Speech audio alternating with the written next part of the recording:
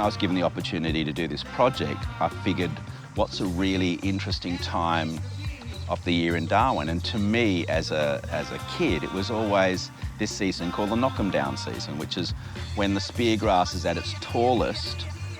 These storms come and knock it over and bend it down, and then the dragonflies appear, and that heralds the first days of the dry season. And I thought, instead of waiting for the dry season to come as per the official calendar, we should just get in and do something according to the actual calendar.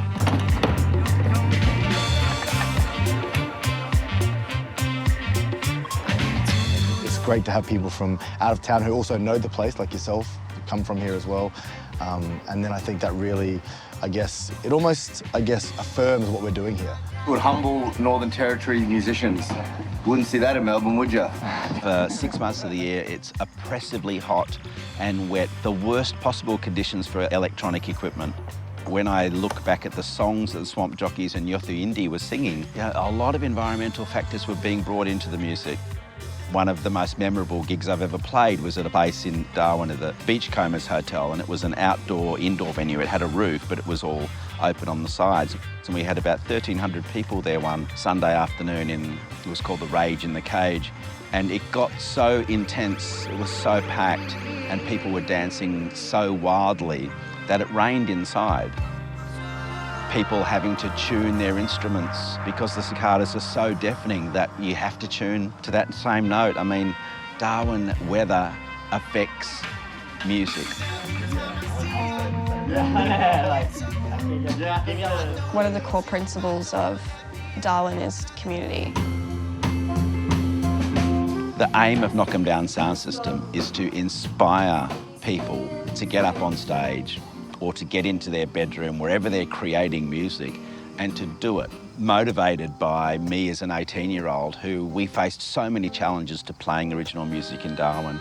The younger people now face equally horrific challenges to getting their music out or getting their creativity expressed. Here's your bloody country song. So we have to really think about, why do we do this? And you guys made it about community, and you did it back in the 80s and 90s. We did 5 days of workshops followed by 2 days of concerts. The workshops ranged between music workshops where we got young artists ready to get up on stage.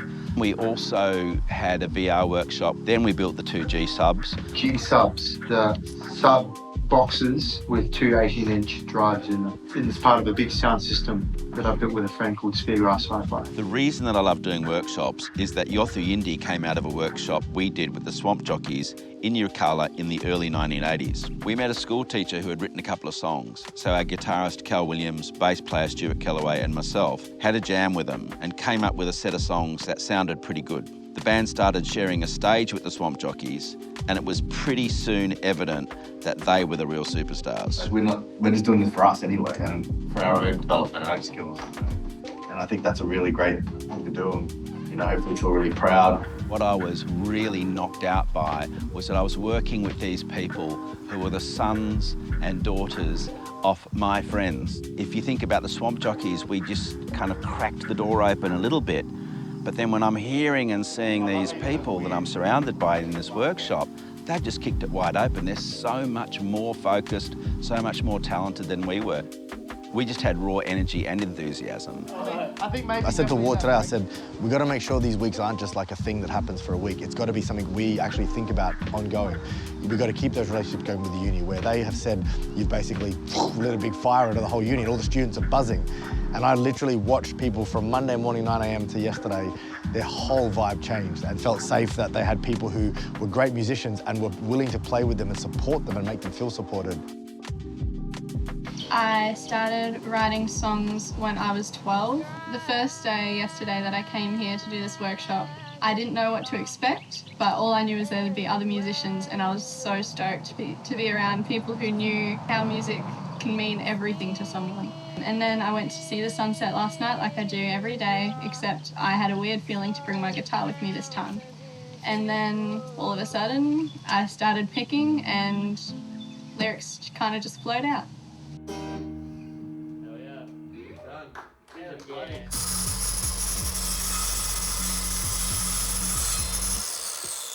And the sound system, I mean, built by hand. I've been building this system with a friend the past years. So I can tell you all about what it's like building a system in Darwin. I can tell you about all my mistakes because that's half the process is just learning from mistakes. When he came to me, he had very little idea. He had some internet plans and he said, well, what do you think about this? And I said, yeah, no. And we just kept it low budget and I made it simple so that they could assemble. I was pretty keen. I had no idea actually what he was trying to achieve until I seen one painted up. In a sea of black boxes, you look at Ward's PA and it is just a thing of beauty. As a whole system, when you see it all together, it looks absolutely incredible and it's going to just blow people's minds. Yeah. So there's this huge knowledge exchange that goes up and down the generations. It takes a community to build a sound system. There you go.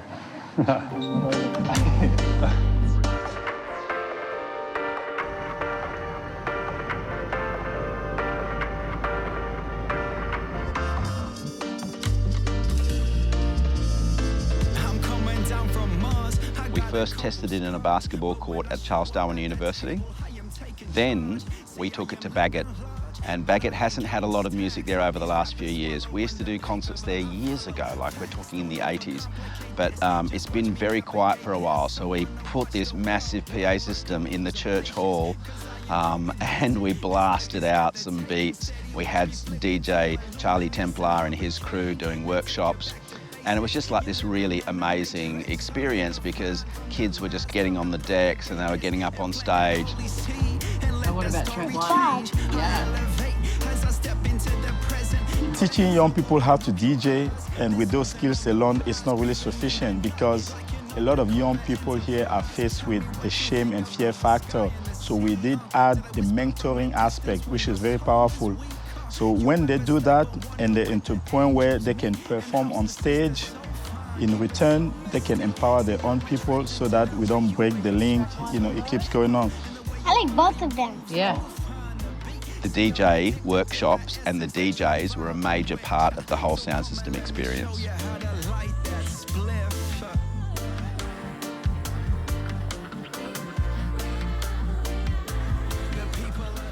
I prefer to do workshops and keep my version of music to my live music. But every now and then I do have a bit of fun and go and DJ. But yeah, live music's my life.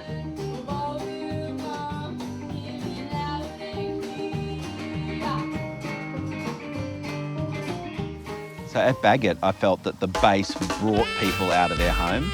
It got them away from their screens and they turned up and Charlie had all the DJ decks set up.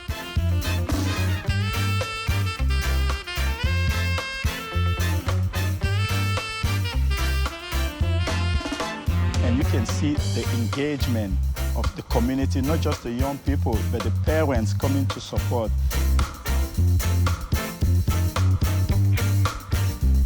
The sound system was like, it was rocking so hard that the roof and the walls were shaking. It was so beautiful.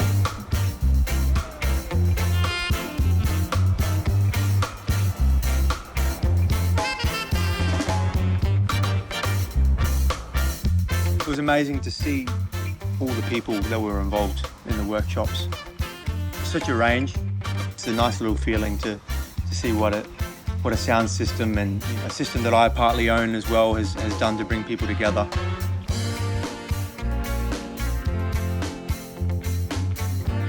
When you find a song that feels right and your body's like, yeah, I can jam to this. That song vibes with you, like the vibrations are right.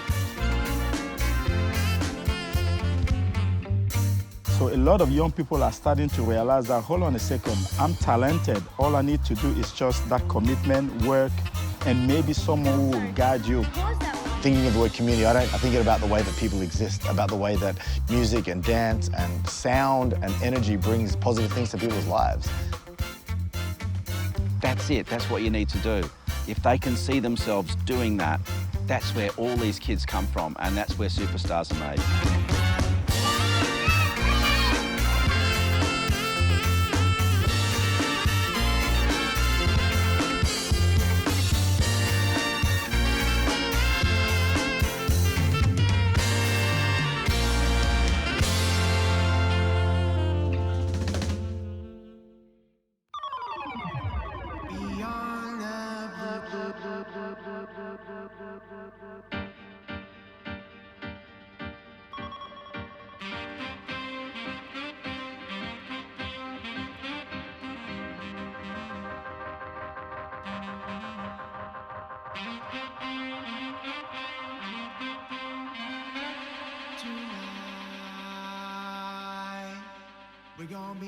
the blue.